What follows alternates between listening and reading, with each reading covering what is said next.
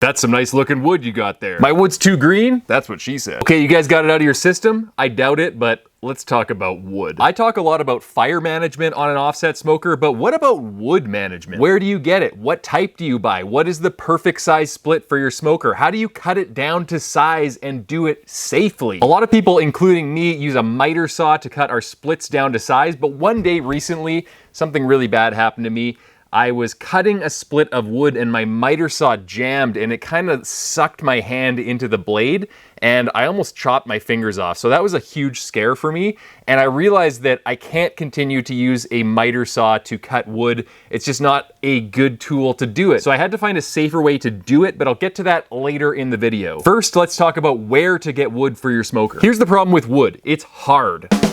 Okay, I'm done with the jokes, I promise. There will still be puns though. Now, it's hard when you're trying to get wood for your offset smoker because one, it's not normally sold in full-size splits at big box retailers. Problem number two, price and availability is wildly different depending on the region you're in. Three, you can only smoke with hardwood. So guess what percentage of wood that leaves out that you can't smoke with? 10%, 20%, 50%? No, 80 mother-loving percent of trees in the entire world you cannot smoke with because they are softwoods and they will make your barbecue taste like garbage. The wood chips are stacked against us. So the best thing you can do to solve this problem is you need to know what type of wood you're looking for and you gotta do your tree search. Like I said before, and if you don't know this already, it is key. You can only smoke with hardwoods. Softwoods have all sorts of sap and other nastiness in them, and when you burn that wood and combust it, it creates a lot of creosote and other nasties that basically get onto your food and make it taste bitter, and it can be hazardous for your health. So we want hardwood. That's what she said. Now, what are some different types of hardwood? Well, there's oak, there's mesquite, there's pecan, there's hickory, there's fruit woods like apple and cherry and peach. There's sassafras. I don't even know. A lot of people smoke with sassafras. I have no idea what that is, but it sounds cool. It sounds like if I told a cop that I was smoking sassafras, he would arrest me. If you're in doubt about what you can smoke, just Google search what type of wood can I smoke with, and it'll come up with a full list of stuff. And if your wood is not on that list, let's say you want to smoke with pine or mountain ash or something like that, just Google, can I smoke with mountain ash? And you'll come up with an answer pretty quickly. A lot of people have already dealt with this question. So now that you know what type of wood you're looking for, you want to do some research on the internet. A great place to start is Craigslist or Facebook Marketplace or your local classified site. Search for smoking wood for sale or hickory wood or hardwood firewood, whatever might be local to your area. If it's a good price, go for it. What is a good price? That is going to be wildly different depending on where you're from. I live in a province called Alberta in Canada. Hardwood is extremely expensive here because we don't have any native hardwood in our province. We have to bring it all in from BC. So I smoke with a lot of cherry wood and apple wood, or we have to get maple from out east in eastern provinces of Canada. So it's expensive in Canada. If I told someone from, I don't know, Texas or North Carolina what I paid for my smoking wood, they would think it's crazy because their hardwood, like hickory and oak and pecan, it literally grows like in their backyard or very close to them, and there's a lot of it, so it's a lot cheaper. And there's entire Facebook groups that are dedicated to identifying different smoking wood from pictures and telling you whether it's a good price in certain regions. So join a couple of smoking groups and ask those questions. I know some groups hate it when people ask those questions, but there is a lot of good information and resources out there that you guys can rely on, and you don't have to just guess. Another great place for wood is local firewood suppliers. Just type in your city name plus firewood supply and see what comes up in the search results. Go to their websites. Usually these firewood suppliers will have a section for smoking wood or hardwoods or specialty firewood, and it'll list all of the hardwoods that they have. Now that you've found some smoking wood, how do you tell if it's any good and you should buy it? Well, here's a couple of tips. First, we always want seasoned or kiln dried wood. Seasoned means the wood has been left outside for a year or more to dry out, and it has about 20% or less moisture content. How do you measure moisture? Well, you can just get one of these cheap moisture meters from Amazon. I'll link it below, and it just really easily detects how much moisture content there is in the wood. You can do it even before you buy it.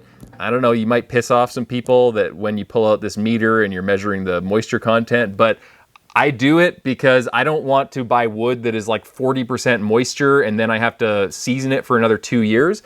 A lot of times that is built into the price. So if you buy green wood, which I'll talk about in a second, then that should be cheaper than seasoned wood because you still have to season it for a year or two, and therefore you shouldn't have to pay as much because you still have to do a lot of the work yourself. Now you can also tell that it's been seasoned if it's starting to get a little bit darker, could even be getting gray. It looks kind of, I don't know, oxidized, and there's cracking. If you look at the end of one of the splits of wood, there should be little tiny cracks in it. If it's just solid and it kind of smells fresh, then it's probably not seasoned and it probably has quite a ways to go before you can actually use it to smoke with. Now, kiln dried wood is even drier than seasoned wood. It has a moisture content of about 10% or less.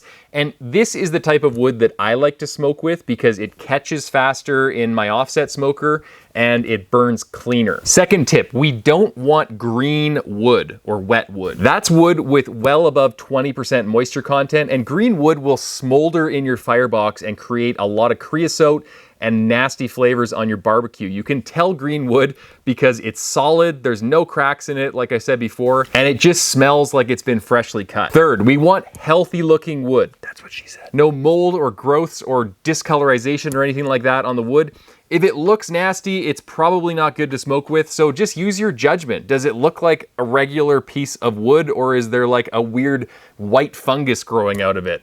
If that's the case, then don't buy it. If it looks good, it probably is good. And lastly, some people like to strip the bark off of their splits of wood, or they like to buy wood without any bark on it because they think that smoking with the bark creates off flavors and it makes the meat taste bitter, or in some cases, some people say that it's even bad for your health. I personally, with the wood that I smoke with, which is normally maple, cherry, apple, it doesn't really make a difference for me. It doesn't make a difference for me. I'm gonna be honest. My advice would be don't worry about it. Just smoke with wood with bark on it until you get some off flavors. And then if you get some off flavors with a particular species of wood with the bark on it, then maybe try removing that bark and smoking again and seeing if it removes those flavors. But otherwise, I think it's just kind of a waste of time to remove bark. Now, if you do end up getting green wood, or you just want drier wood, then kiln drying your wood is an option. Like I said before, I like kiln dried wood personally because it catches faster and it just burns cleaner and it's easier to use, especially in a smaller offset smoker like my Oklahoma Joe's. So I kiln dry my wood in my Masterbuilt electric smoker. I basically just stack the wood up on racks inside of the smoker. I preheat it to 275 degrees Fahrenheit, which is the max it'll go. Still safe, the wood isn't gonna catch on fire at those temperatures. I leave it for about 6 hours, and at the end of that, the moisture content is around 10%. So I've kiln dried it at a higher temperature in a very short amount of time. And you can actually build your own kiln with some plywood, some insulation, a light bulb, a dehumidifier, and a fan.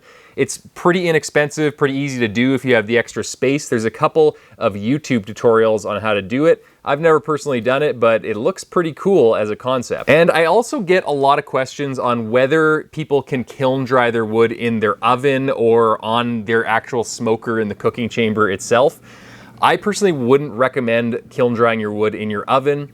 It's probably okay if you do it at a low temperature and you're very careful and you take it out exactly after the oven is done heating the wood. But imagine if you put your wood in the oven and you heated it at maybe 275 for 6 hours, you come switch the oven off and then you walk away from it, and then maybe your wife comes up, she preheats it to like 450 or something, super high, because she doesn't know there's wood in there and she plans to cook dinner or something like that.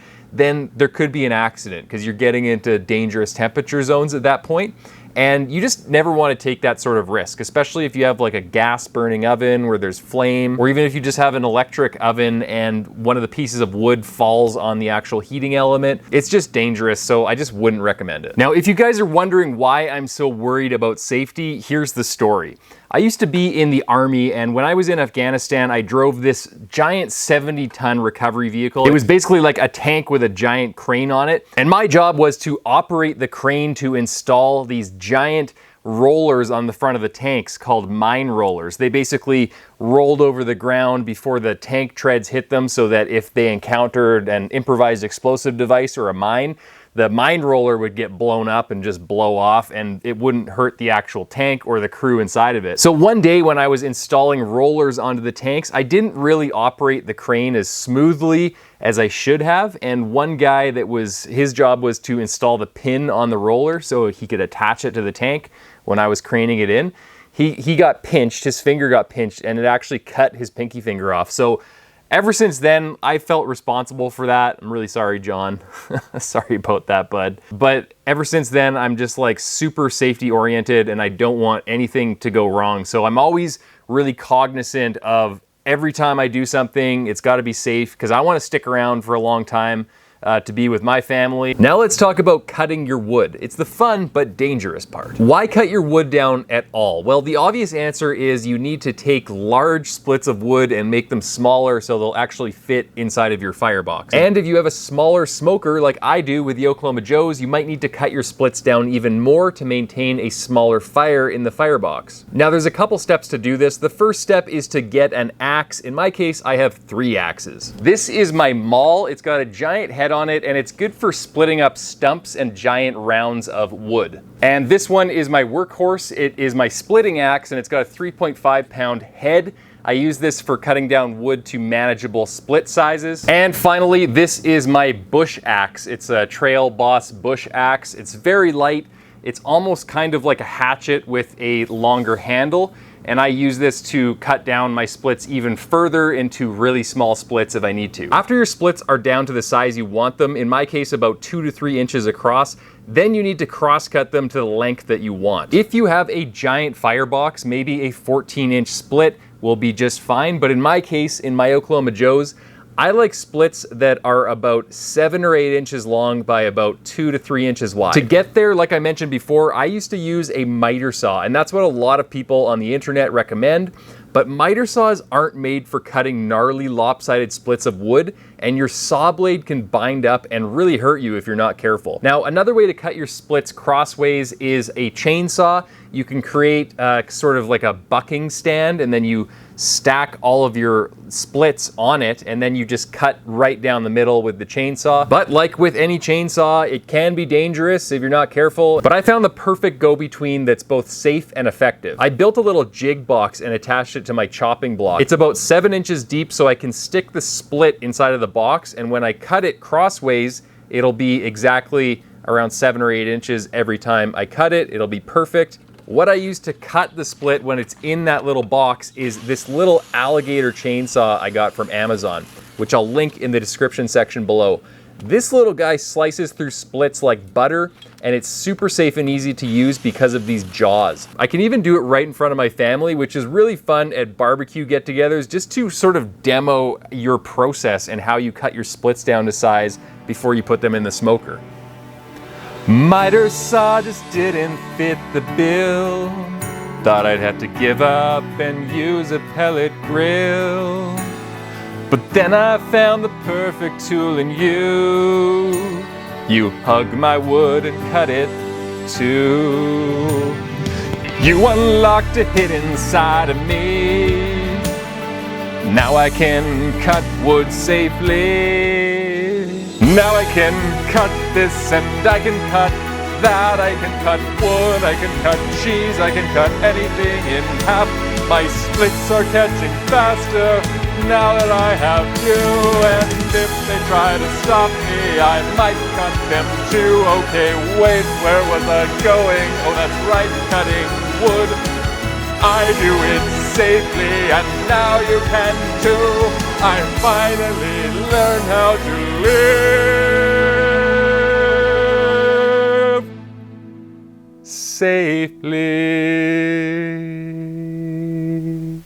Now that you know how to master your wood, you're going to need to know how to use it in an actual firebox and smoker to maintain temperatures. So I'll link that video here and I'll see you in that video. And also guys, consider supporting me on Patreon. I'll link that in the description section below. You can join me on a private chat channel there and get exclusive access to a bunch of behind the scenes content. Ask me any questions you want. It's gonna be a lot of fun. We'll be best friends. See you there.